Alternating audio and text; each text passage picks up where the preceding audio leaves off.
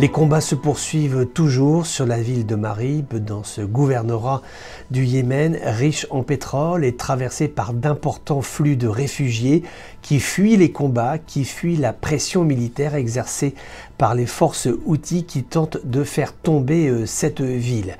Aujourd'hui, les bilans sont à manipuler avec grande prudence. On nous parle de plusieurs dizaines, de peut-être même plusieurs centaines de tués, de blessés, de civils qui fuient les affrontements, avec ce point d'interrogation: quelle est la stratégie exacte des Houthis? Est-ce qu'ils vont avoir la tentation de mener une guerre éclair, d'essayer de faire tomber la ville, puisque les combats se déroulent maintenant depuis plusieurs semaines? Est-ce qu'ils veulent en arrêter là et bénéficier du soutien de l'Iran pour essayer de faire tomber Marib? Ou est-ce qu'ils vont jouer la carte du pourrissement, du combat long, éreintant, essayer d'amener les forces de la ville à rendre les armes plutôt qu'à guerroyer jusqu'au dernier souffle? C'est toute la question qui se pose également à Washington, puisque des gestes ont été faits à l'égard des forces houthis qui ont été déclassées comme étant une force terroriste. C'était un geste important de la part de Washington.